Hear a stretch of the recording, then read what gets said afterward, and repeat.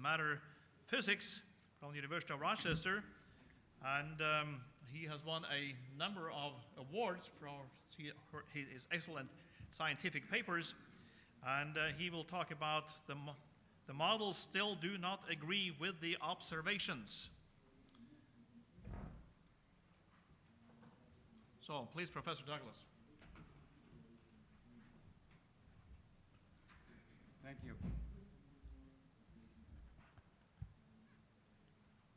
I'm going to talk about two experiments that I've been involved in analyzing data.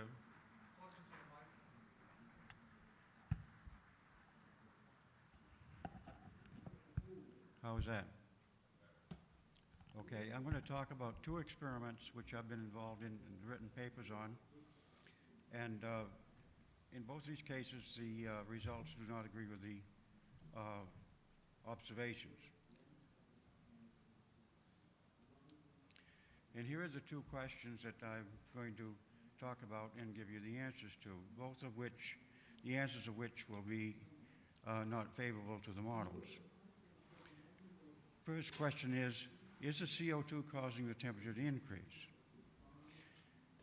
And the second one is there CO2 forcing versus, is there any CO2 forcing versus altitude?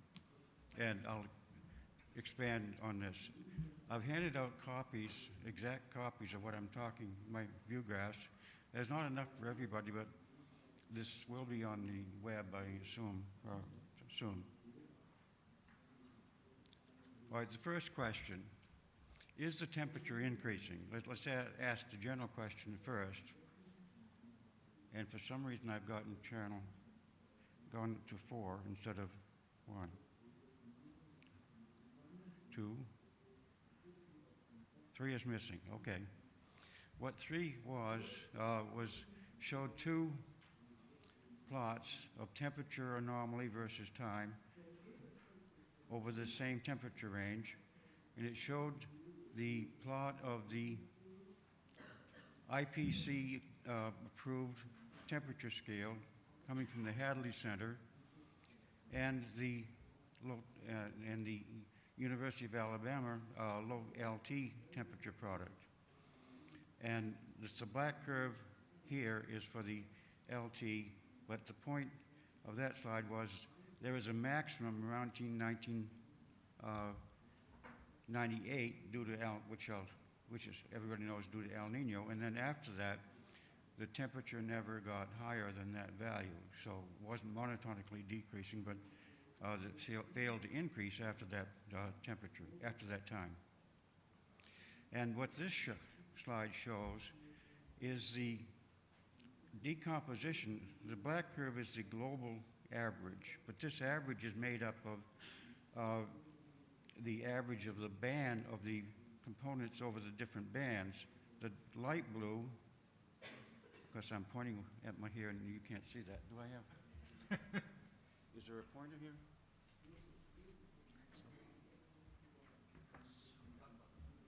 Okay.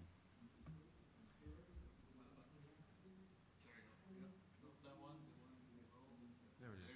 Okay, now I have to do this. The light blue is the component in the northern latitudes.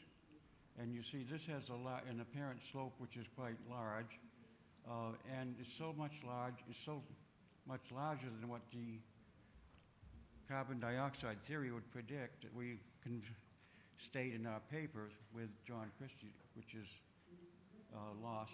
It's on slide 3 of the reference. And so we can rule that out as not having the signature of CO2. So that's what we're looking for. And in the paper, we say that this is probably due to anthropogenic warming, but it's not due to CO2 anthropogenic warming, if you appreciate the difference.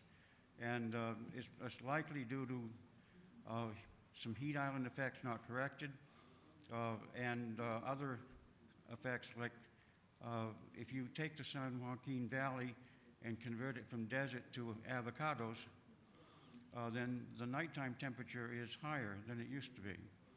And so the average, which is daylight plus the nighttime, goes higher, but to know that it's not any CO2 effect, directly anyway. And so we can rule that out. So we're looking for the CO2 warming. And then we believe that the red curve, which is the tropical band, is free from that effect. There's not too many cities along the equator or in the ocean, so this heat island effect there, and they don't grow avocados there either. And you should note that for the tropics, the record begins here, kind of at 0 on the scale, but then when we enter the data, which is December 1998, the temperature is even less. So the temperature has actually gone down. It doesn't mean that CO2 is not there. And so we look at the tropic all by itself. And here the tropics is the black curve with the red inserts. That's the same curve that we saw, I'm sorry, the red curve is exactly the same curve as was before, but now we plotted the El Nino signal, El Nino 3.4, that's the standard indicator of an El Nino signal, and the correspondence between these two is quite remarkable. In fact, they do a simple regression analysis on this, and by the way, here is Pinatubo and El Chichon. We can model those by using the aerosol optical index, which you just was introduced to, and we can take those out in a simple linear regression analysis. And then we're left with what's left, we can assign to CO2, and there's a tiny positive residual here possible so that the CO2 is permitted to, we assign that to CO2, but without any amplification. It's just a standard CO2 5.35 log term without any amplification. And which is contrary to the IPC and the theories of those. I didn't draw the curve, but the IPC curve would look something like this. And the residual curve, which I didn't draw either, looks something like this. So that's the end of this question. Second question bears on the altitude dependence of the effect, and Dave Evans this morning warmed you up for this. This is what I promised to talk about after, as a follow-on on what he was talking about. And this is just a schematic showing you where the effect is maximum. Note, if there is carbon dioxide warming of the Earth, then its maximum effect is not at the surface, but up in the altitude, up in the atmosphere, say at around 5 to 8 kilometers, and this cartoon just illustrates that. And you saw this morning too, that the models all predict that there should be a hot spot. And there's no disagreement among either the models or our interpretation of what they did. Just to remind you, altitude is vertical, and then latitude is here, where the equator is, this is the equator, southern, going away in southern direction, northern direction. Then up around 5 to 8 kilometers, there should be a hot spot. And again, I'll point out, this is anomaly, not the temperature's actually cold up there. But it's a change in temperature due to the CO2. So again, this is review for you. And you saw this slide this morning too. This is what the actual data shows using balloon measurements over the same period of time and for this same altitude range, covering basically the whole phase space available to it, altitude, and then latitude, and again, there is no hotspot there, missing. And QED, I'm done. Could be, except there's no more to tell. Now here is a paper that I published with Christy, and Fred Singer is this author too. I didn't have room, Fred, I didn't have room for your name. Okay. Here's what this is. This is the tropical band. I'll go back just for a second. No, the tropical band is from minus 20 to plus 20. So we take an average of this over this band, and then we consider what the trend is as we go up in altitude. And so the blue is the data for that same band, a variety of different data. These are all balloons. There's some satellite data which got chopped off by me. But importantly, here are the models now for this band. And this is an average. Oh, by the way, I published this a paper similar to this about 4.5 years ago with exactly the same conclusions I'm going to give you now. But at that point, I only did 4 models, the 4 commonly used models, and I only didn't use all of the data. And so this paper was published before the ICCC2, and it was never mentioned. I wrote to the editor of the chapter and said, why didn't you mention my paper? Didn't even consider it. And so I got back a very short email saying, we did consider your paper. But we didn't.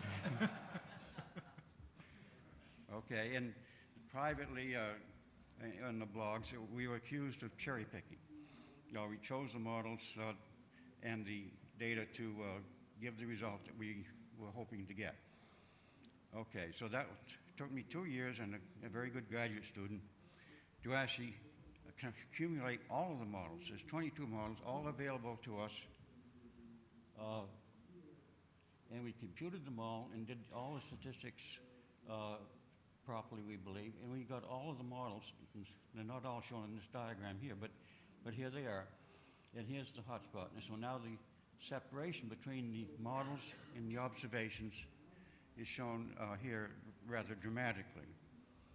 Now, as a result of this paper, we were answering Ben Santer's assertion in a previous paper that there was no disagreement between the models and the data, and he had at that time said that it was mentioned earlier this morning that this contradiction was resolved in their minds by attacking the data and saying that the data was unreliable, and we spent an enormous amount of time looking at the data and all its errors and uncertainties, and that's 1/3 of the paper is a discussion and documenting our knowledge and understanding of those errors.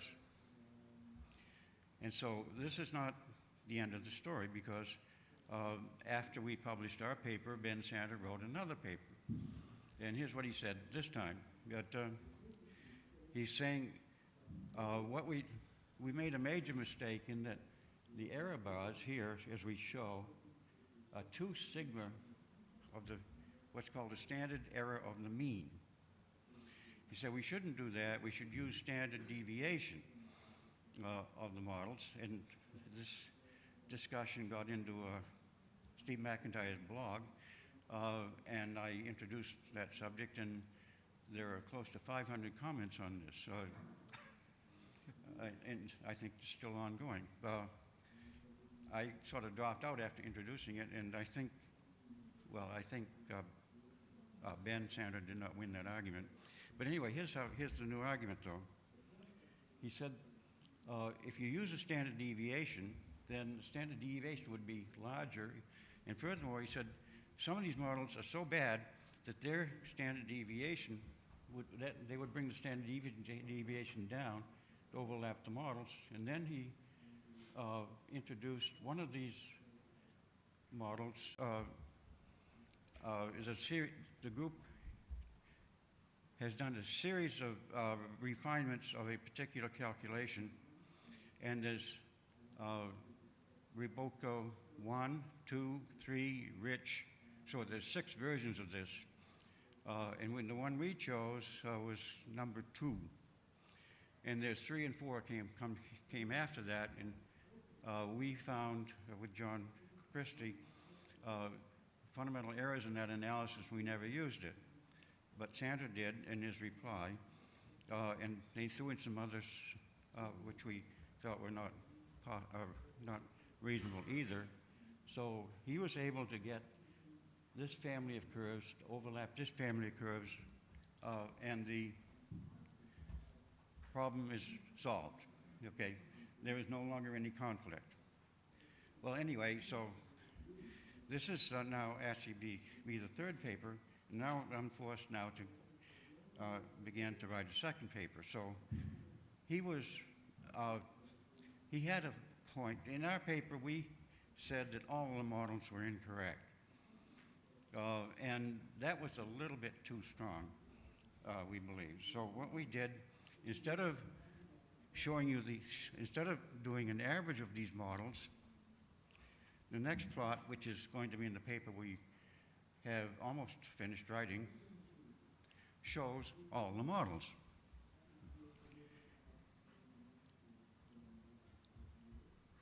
And there are 22 of these models. And then the heavy blue line is now the average of the observations, and the light blue area is the uncertainties that we have assigned to the observations. So now we say, we can be more precise in saying all the models are not wrong, only most of them. And this plot allows models 2 and 22, I don't remember who they are, to pass this test. And there's an important point on this plot, is that the average of the models and the average of the data at the surface seem to agree. Now, a comment on that is that's accidental, and I'll come back to that. They're both, well, I'll come back to that. Okay, here's other new data. The previous data all had to do with the time period 1979 to 2004. That's the so-called satellite era. That's when the satellites began, 1979. However, the balloon data goes all the way back to 1955. And they vouched that it's similar quality. And so we repeated the whole calculation all over again for this period of time. And now you see, this is the same thing as had before, only now it's more apparent. There is no, the surface data, surface value of the models, surprisingly, is positive.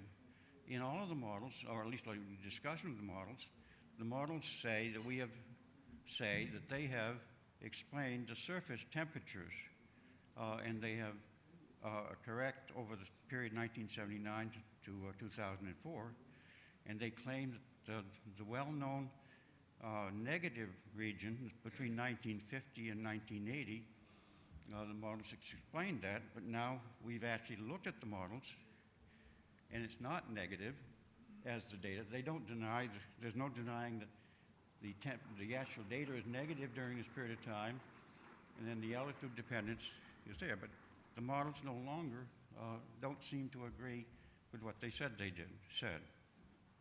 Okay, now we did the same thing all over again, showing all 22 models.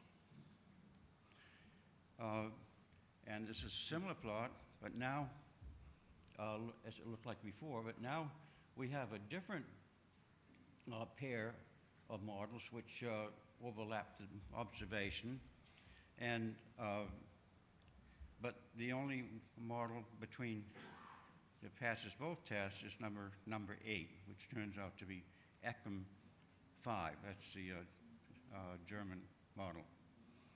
Passes both these tests. Doesn't mean it's right, but so now we would, our stronger statement is, or a more correct statement is, only 21 of the 22 models are wrong, and one of them could be right. Now, this might be useful in so far the model groups all hang together, kind of the inverse or a play on Franklin's statement about the states hanging together, hanging separately. So far they all hang together, and monolithic in their defense of each other. And we're hoping to split one of these modeling groups off from all the rest and say, maybe ours is better than any of the others. I don't know why I don't say this, haven't done this before, but that's our plan, or that's our hope. Okay, here's a summary. The answers to these two questions: is CO2 causing the temperature to increase? Well, it's possible, but it's less. There is no amplification allowed for the CO2 in the temperature range we covered. And then, is there CO2 forcing versus altitude? Not for 21 of the models that we studied, maybe one.